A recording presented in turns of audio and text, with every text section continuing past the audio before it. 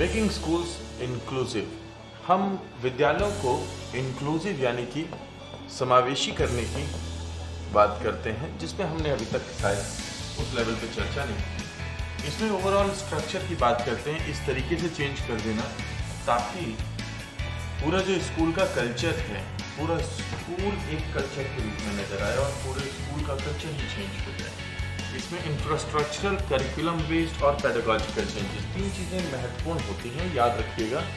3 pillars of inclusive education कहलाते हैं। Inclusivity अगर स्कूल के अंदर लानी है तो सबसे पहले हमें इंफ्रास्ट्रक्चर को ठीक करना होता है, फिर करिकुलम को ठीक करना होगा और फिर पेडागॉजी को ठीक करना होगा। इन 3 तरीकों से स्कूल में इंक्लूसिविटी आएगी, जिसके लिए एक महत्वपूर्ण रोल होगा स्कूल के लीडर्स का। स्कूल के लीडर्स कौन हैं? स्कूल के लीडर्स वो सारे स्टेक होल्डर्स हैं जिनकी वहाँ सुनी जाती है, जो एक बेहतर एजुकेशन देने के लिए तैयार हैं, जो एक बेहतर एजुकेशन को अवेल करने की तरफ जाते हैं। इसमें ज़ीरो रिफ्यूजल पॉलिसी यानी ZRP,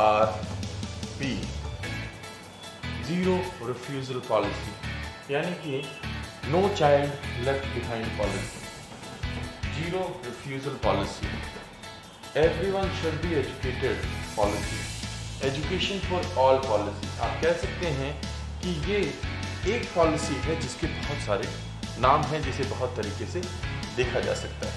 ठीक है, ये काम है एजुकेशन स्कूल लीडर्स का। इसको 2 हिस्सों में नोट कीजिएगा। ये तो है स्कूल का इंक्लूसिव बनाने का, ये स्कूल लीडर्स का काम है जीरो रिफ्यूजल पॉलिसी को लागू करवाने का।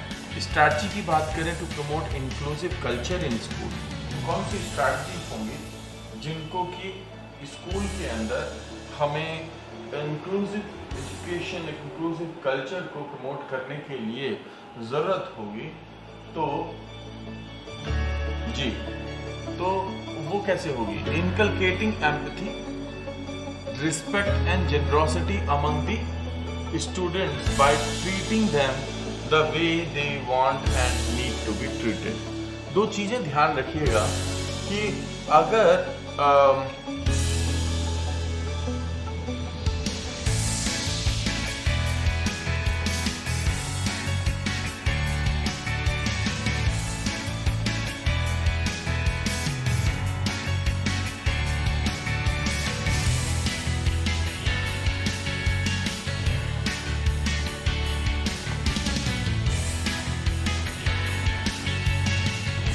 जो हम समझाने की कोशिश कर रहे हैं वो कुछ ये है, राइट?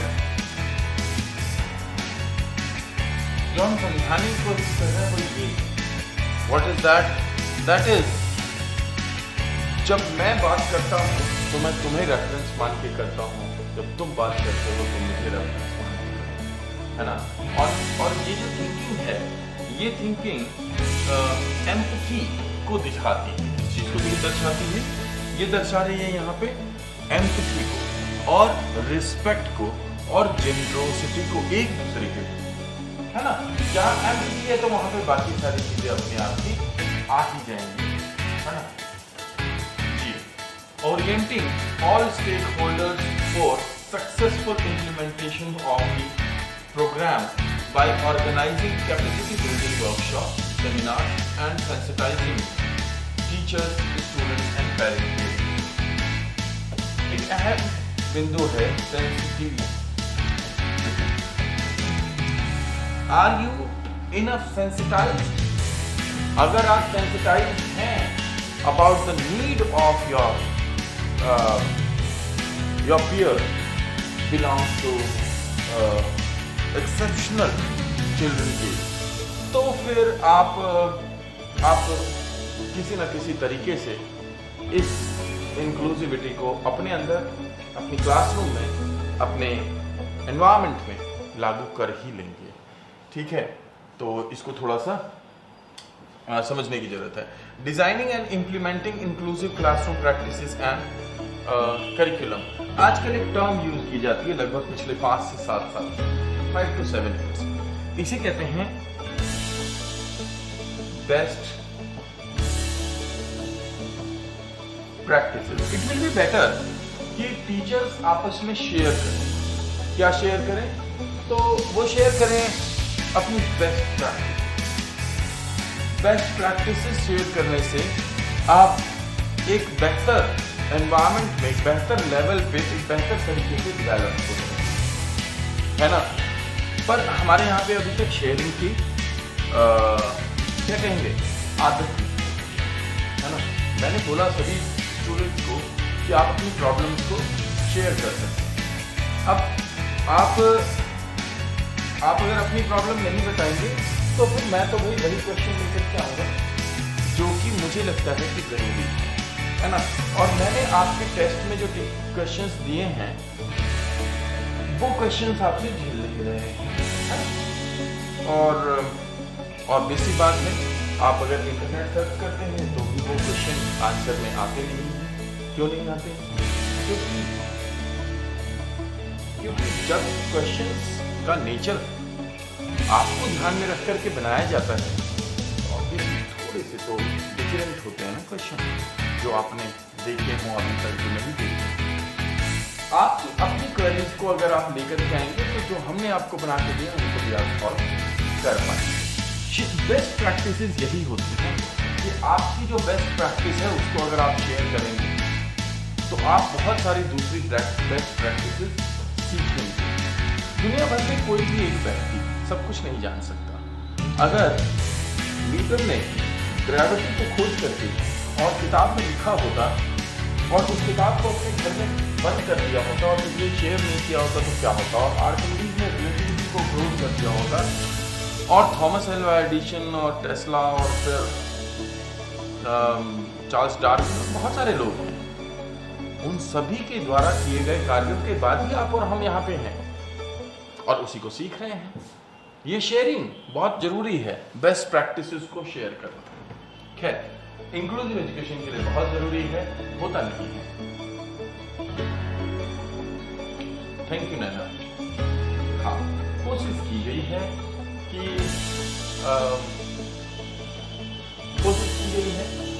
जिस दिशा में पढ़ाया गया है और जिस दिशा में पढ़ाया जा रहा है उन सारी चीजों को इनकलकेट किया जाए, थोड़ा मुश्किल बनाकर, थोड़ी लैंग्वेज देकर, थोड़े कॉन्टेक्स्ट से क्वेश्चन को जोड़कर, थोड़े तो मुश्किल हो ही जाए, है ना। और आप लोगों के सामने चैलेंज को रखने के लिए थोड़ा मुश्किल है क्वेश्चन बनाना। अगर आप लोगों के सामने चैलेंज ना रखना पड़े तो क्वेश्चन बनाना बड़ा आसान है।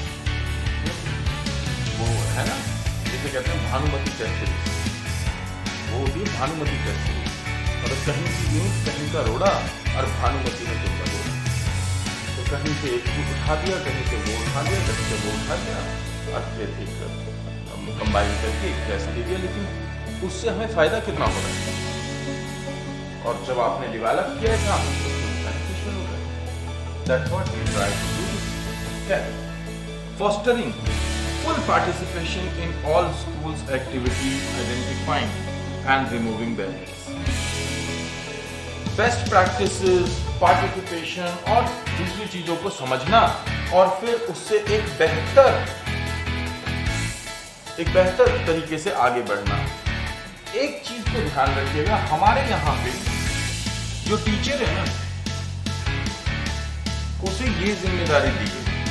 और इंक्लूसिव एजुकेशन में हमने सबसे ज्यादा जिस चीज पे ध्यान दिया है वो, मतलब आज की डेट में मैं कह रहा हूँ, मैं पिछले 10 साल की बात मत कीजिएगा, मैं आज की बात कर रहा हूँ कि सबसे ज्यादा हम जिस पे ध्यान दे रहे हैं वो है अर्ली आइडेंटिफिकेशन। आप जितना अर्ली आइडेंटिफिकेशन करेंगे उतना डिसेबिलिटी कम होगी, उतनी इंक्लूसिविटी ज्यादा होगी। तो इंक्लूसिव एजुकेशन की सक्सेस का सबसे पहला स्टेप यही आइडेंटिफिकेशन है, आइडेंटिफाइंग द नीड्स है, जो कि आज से आपके साथ चलने वाली है। आपके जो भी क्वेश्चन होंगे उन क्वेश्चंस को आप हमें भेजेंगे and we will discuss those questions. The objective of inclusive education is A. to uncover and minimize barriers to learning, B. to change attitude, behavior, teaching methods, curriculum and environment to meet the needs of all children, to promote constantly the local cultures and contents various communities of the society, or D. all of you. फटाफट बहुत जल्दी से answer दो और बता देना clarity कैसे।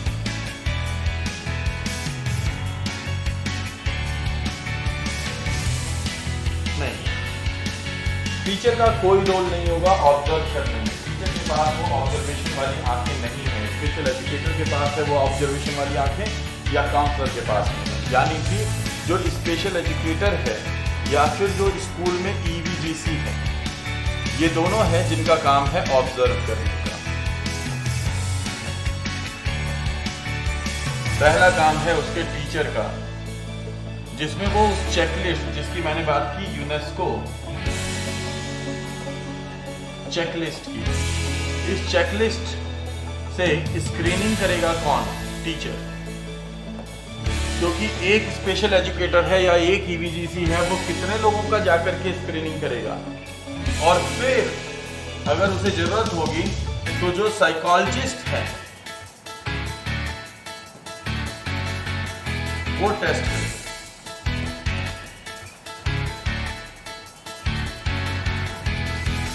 सही जा रहे हो तुम लोग तो, मतलब बढ़िया हो एकदम। क्योंकि हम बात कर रहे हैं मिनिमाइज बैरियर टू लर्निंग की, हम बात कर रहे हैं एनवायरनमेंट में सभी बच्चों की ज़रूरतों के लिए पूरा करने की, और हम बात कर रहे हैं लोकल कल्चर एंड कॉन्टेंट्स की। पिछले क्लास में हमने बात की थी लोकल कल्चर एंड कॉन्टेंट्स की, यानी कि इंक्लूसिविटी। ध्यान से समझिएगा,